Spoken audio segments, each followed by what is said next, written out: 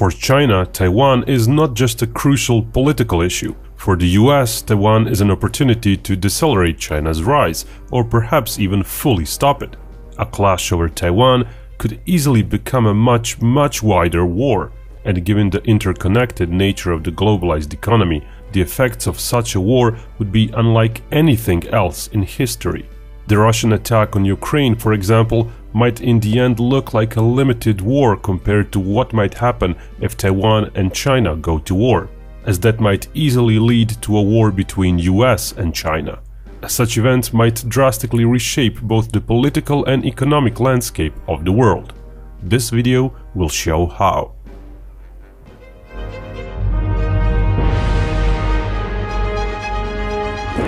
A new Cold War is a palpable possibility, one that can be played out in Conflict of Nations, sponsoring this video. It's a free-to-play real-time strategy game. You pick a real country and try to lead it to world domination. Not only are the diplomacy, alliances and the Cold War economy simulated, but you can actually turn the war into a hot one. Battles are simulated in detail. Choosing which fellow player to ally with is crucial, and I love that the game acknowledges it, that I can progress my cause through shrewd trading and seeding disagreements between my enemies. New Conflict of Nations players will get an exclusive gift. Click on the link in the description to get 13,000 gold and 1 month of premium subscription for free. Choose your country and dominate the world. Back to our video. If a war between the US and China happens, it might not be with Taiwan involved, but the chances of that are slim. Bigger wars need triggers, and Chinese missiles falling on Taiwan might be just one such trigger. After decades of practical peace and cooperation, the situation concerning Taiwan is getting worse. The US doesn't need China to help control the Soviet Union threat like in the 1980s. Since then, China transformed from a poor country to an industrial and even technological behemoth. So, even though the US position in the past was one of recognizing just one China, the communist one, that position is now changing. Donald Trump's trade war with China opened the floodgate, and now a much wider war is being waged. While not a hot war, it's one that's definitely resembling a new Cold War with each passing year. On one side, we have multiple US governments blocking certain Chinese companies, trying to stop technology influx into China, and trying to assemble various nations into alliances and partnerships containing China. On the other side, we have a hardline Chinese government that isn't shy of proclaiming contested islands and seas in the South China Sea as its own. A government that's increasingly heating up the rhetoric against Taiwan, reigniting the old ideas of taking Taiwan by force if needed. Chinese President Xi has said he'd smash any Taiwan's attempt at formal independence. Back in 2019, he even said, "We won't renounce the use of force and we reserve the option to take all necessary means when talking about reunification with Taiwan." For decades now, Taiwan was recognized only by a handful of small, non-influential countries. Taiwan has seen no need in formalizing its independence, but that may change with time. While most people in Taiwan still don't believe there will be a war, over the decades fewer and fewer people have identified as Chinese. So it's not unimaginable that at a certain point in the future there might be an actual government in power in Taiwan which may seek to change the status quo and make Taiwan an official country for its people. While in the past such a move would be unthinkable due to the US regarding China as the far more important partner, in the last few years we've seen the US stance change. Today it fears China is an adversary which might become a more powerful nation one day, changing the current world order. While there are various agreements between Taiwan and the US signed, none of them explicitly state the US will fight for Taiwan. The farthest the US has gone so far is that it stated it would help Taiwan militarily to defend itself. In other words, it would supply it with weapons. But that stance of US ambiguity may change. The last few years there were more and more US officials saying the US should formally promise to defend Taiwan. Of course, while on one hand that might deter China, on the other hand it might even raise the chances for a war. For example, such a move may make the Taiwanese feel confident enough to formally proclaim independence, and China has publicly stated that's a red line for them. If China feels bold enough to go at Taiwan militarily, even some fairly limited military operations might quickly escalate into a full-blown war between China and the US. Or China and the US might, for example, do more and more military exercises near Taiwan. Both sides have already pushed up the number and scope of such exercises. If an accident happens where one side manages to lose lives of their soldiers in unclear circumstances, tensions might get so high that even some trigger-happy, unstable or full of fear troops on either side might open fire. Or the political games might get so heated that the US troops start flooding Taiwan as either a precaution or a taunt. If China feels it can't allow for even more US troops to populate Taiwan, as that might complicate its plans to subject Taiwan to its will, then some Chinese government may feel a preemptive attack is better than waiting for even more US troops to come in. The way the war starts could be very important. It could influence many factors and consequences later on. For example, if China just attacks Taiwan out of the blue, chances are pretty much every country in the world would label such a move as hostile. While not all countries might be able to cease trading with China, such an event would be so profound that a huge coalition of countries would unite in sanctioning China. And even a lot of countries might offer actual military help against China. If China attacks Taiwan after Taiwan proclaims official independence, again a lot of countries might unite in sanctioning China and not trading with it, but the overall number would be smaller. Such details might influence countries that would otherwise be sitting on the fence to remain de facto neutral, even if publicly they would condemn a Chinese military offensive. If the US troops, for example, would grossly increase their numbers on Taiwan beforehand, and the US would be seen as a facilitator of Taiwan changing its independent status, then even fewer countries might openly support an anti-China trading coalition. The same might happen if the US unilaterally recognizes an independent Taiwan. Which countries would react in which way under which conditions is of course impossible to predict. Even if all that's been mentioned actually happens, the sole fact that China used military force first would likely be enough that the countries usually aligned with the US form a no trade with China alliance. So the UK, Canada, Australia and Japan. Probably a lot of European countries as well, though there is no guarantee that the entire EU would agree on a common stance on China. Countries physically close to China would be unlikely to join a military alliance, and some might even seek to keep trading with China if their economies are already very much tied to it. One such example would be South Korea, which, while having ample military cooperation with the US, would have much more to lose if it picked a side, rather than if it stayed neutral. Even more problematic for such countries would be the fact China's land forces could conceivably reach them. A lot of China's navy and air forces would be needed for military operations against the US, yes, and a chunk of land forces would be used in Taiwan as well. But still, a lot of Chinese land forces would be free to intervene on other battlefields, if, for example, South Korea allowed US aircraft to strike China from its territory. So the pros and cons of picking a side would not necessarily make sense for South Korea, the Philippines and similar countries. Russia might stay neutral as well. China might even ask it to stay neutral, or even not to create more trouble anywhere else in the world, like around Ukraine again. Russia getting in any way involved to help China might, in the eyes of the EU, very well place China in the category of a Russian military ally. And losing market access to Europe could be absolutely detrimental to China. The Himalayan barrier and the risk of Pakistan, a Chinese ally, getting involved in the war would likely mean India would not use its military force but be content with sanctions. Indeed, very few countries might actually help Taiwan militarily. Pretty much only the US, UK, Canada, Australia and Japan. Of those, Japan would be absolutely crucial.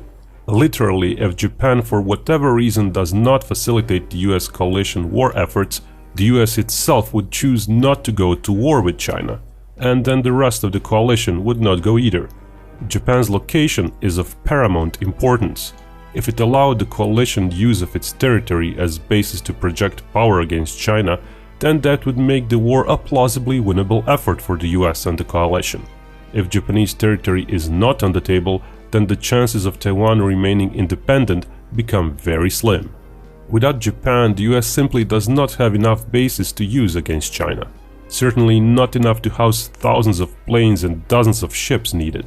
Of all the neighboring countries to China, Japan is strong enough, distant enough, and leaning towards the US enough to provide such bases.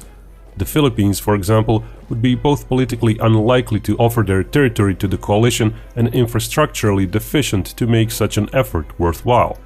The thing is, Japan staying out of the war would be almost impossible. Current government is actually encouraging the US to openly promise to defend Taiwan. And there is the US-Japan Security Treaty, which says the two would defend each other if any is attacked in territories under Japanese administration. Basically, if China attacks the US base on Okinawa. Even if Japan's government and its people somehow balked at the treaty, the harsh reality is that the US military and the Japanese military are much too intertwined for that. There are dozens of US military bases all over Japan. Some bases are actually shared with Japanese forces. Some are near population centers. Even in the unlikely event that Japan decides it wants to stay neutral, it would never really evict the US troops by force. So what would happen is that the US would attack Chinese forces using bases on Japanese soil. China would in turn attack those bases. In the attacks, Japanese troops and civilians would inevitably get killed, and thus the support for staying neutral might wane until Japan would join the fight. The war would not be quick, because it would not be a war about Taiwan. It would be about who's the top dog in the world. Taiwan itself might even change hands a few times. Both China and whatever coalition the US assembles would pour everything they've got into such a conflict, at least up to the point where they see some chance of not losing the war. But the two sides would have different goals. The best China could hope for is that it manages to take and hold onto Taiwan, and at the very most take and hold some of Japan's Ryukyu Islands, perhaps even Okinawa. Other territorial gains would be all but impossible for China, and even the Ryukyu Islands might be unlikely, as they could instead be used as a bargaining chip to force Japan out of the war, thus also neutering the US. But it would not really be about territorial gains for China anyway, save for Taiwan. If China would manage to show the rest of the world that the coalition's military is unable to break it, if the US or Japan would simply cease attacking China, China would proclaim victory. If the US manages to inflict enough damage to the Chinese military, then there would be no way for China's military to hold on to Taiwan. Whatever forces China might land on Taiwan, if they're completely cut off by land and air from China, would eventually be forced to surrender under the US attacks and Taiwanese insurgency. If China launches an attack on Taiwan but proves unable to hold it, then that would constitute clear US victory. For that to happen, the Chinese Navy and Air Forces would have to be nearly destroyed. While the brunt of the Chinese army might still be operational, it would be of little consequence to the overall balance of power in the future. But there's another possible chain of events. Even if China holds Taiwan and the US stops its attacks, in the very long run, and we're talking probably decades, China might still lose, or it could prove itself to be the victor, because it's all about the long-term effects on the economy. But that's a much more complicated course of events going far into the future. More immediately, the whole world would suffer an economic downturn on a scale comparable to World War II. Just who'd trade with who during and after the war would be crucial.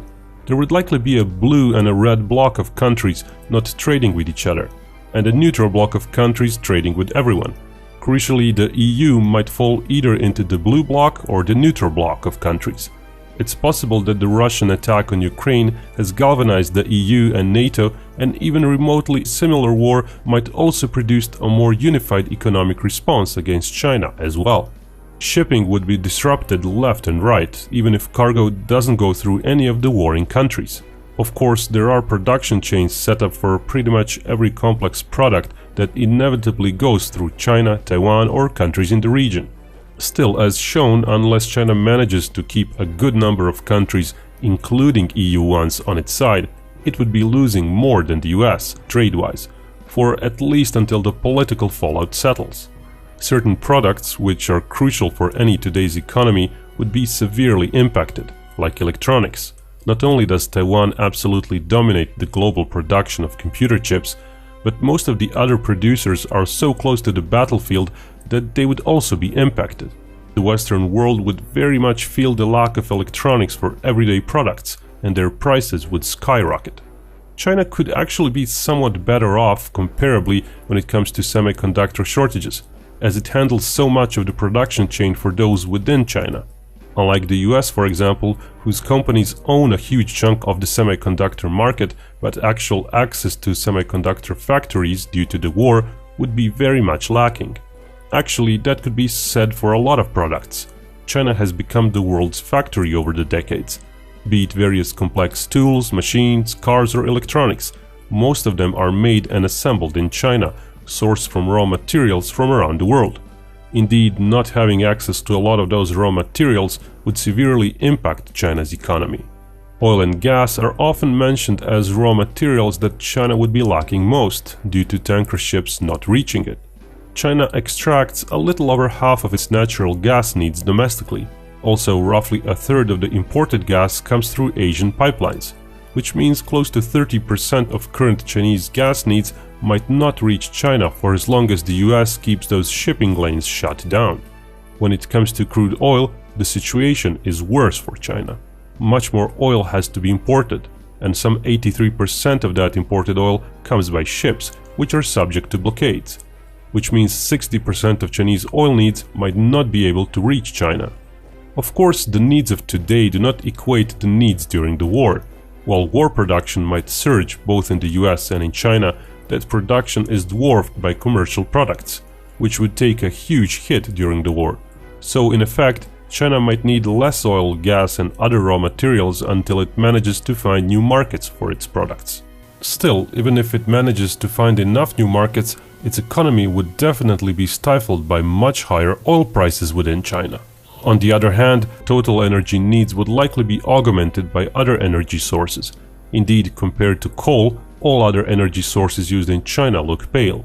China is a huge coal producer, covering 93% of all its current needs. Curiously, if an oil blockade is implemented against China, there would be an oversupply of oil in the West, leading to price drops after the initial rise as the war starts. So during the hot war itself, neither side would really lack the raw materials to either wage war or produce weapons and ammunition at their maximum efficiency, certainly not for a few years to come. But overall economies, being much bigger and more demanding, would feel that sting of inadequate raw materials and inadequate market access. While the US problems would be ones of redistributing their supply networks and market access, Chinese problems would include those, but also add finding extra markets to effectively utilize their industry potential. Taiwan itself would be absolutely ravaged by war. If Taiwan's morale proves to be high, the Chinese invasion attempt might be slowed down. A month or a year may pass, mass bombardments may happen, literally millions might die, and much of the world might unite against China in face of such suffering. Whoever ends up controlling it in the end would control a bunch of urban rubble and a starving population. Its once industrial and technological edge would essentially be lost. Neither China nor the US would find it in their interest to rebuild Taiwan to the technological level it enjoys today. Japan would see some destruction, but fairly limited to military sites and some ports. Nothing that can't be rebuilt fairly quickly. When it comes to destruction within China, that would really depend on what sort of coalition the US might assemble, what bases the coalition might have access to. It might be that China sees only sporadic strikes to its military and industrial targets, if the coalition proves to be too weak to fight through the Chinese defenses. Or the Chinese coastline might see a lot of industry and ports demolished, if the Chinese defenses eventually falter. Though, given how vast China is and how many targets there are, we're still talking about just several percent of Chinese industry. The US itself is unlikely to see big destruction or life loss, save for a selected few military targets that China might reach. Sporadic missile attacks on Hawaii and Alaska are possible, perhaps even on the US West Coast as well, but they would all be symbolic raids. The US economy would obviously be hit hard by such a tectonic shift in the global economy, but the ecosystem of countries that the US would still be trading with would likely be bigger than China's, and the US would be less exposed to raw material shortages. Everyone would lose compared to today. In the short term, China would likely lose more economically. In the long term, well, that's way too hard to predict. But one thing is clear: the sheer size of China, its population, and its rising economy today means that whatever is true today will not be true in the future. If the war happens today, a lot of the predictions mentioned might come true, but if it happens 5 or 10 years from now, China might be better equipped for sustaining itself after such a war. Which is why we as humankind are still not surely faced with such a war. It all depends on Chinese leadership. It may decide Taiwan is more crucial to them than the medium-term economic future of China. Or it may decide the economic rise of China isn't worth the cost incurred with Taiwan war. US decisions are also a factor. If US leadership tries to decouple China from the West, regardless of Taiwan, then the chance for a war in Taiwan and later even a global war might still rise up. Even if the US doesn't get involved in the war, let's say in the case that Taiwan doesn't want to put up a fight and China manages a super quick invasion, that sole event would change the global political order. Blocks of countries would be fully formed, and the new Cold War that we've so far only seen the beginning of would overnight go into overdrive. Humankind would be thrown back where it was in the late 1940s. There would be a new Iron Curtain, prices around the world would spike up due to broken up globalization, and people would live in fear of a nuclear Armageddon once again. Now, a few more details on Conflict of Nations. There are real people controlling those opposing countries in the game, and there can be up to 128 players in-game. It's a real-time strategy, alright, but it's methodical. You issue an order and, like in the real world, that order may lead to a battle taking place hours later. Whole games can take weeks to complete. There are over 100 different modern weapon systems modeled in-game. Ballistic missile subs, attack helicopters, stealth jets, they're all in there. The military research tree is huge with over 250 items to research. It's up to you to choose your strategy, where to send troops, what kind, whether to try diplomacy, but prepare for epic battles to take over the world. New Conflict of Nations players can get a special gift. Click on the link in the description to get 13,000 gold and 1 month of premium subscription.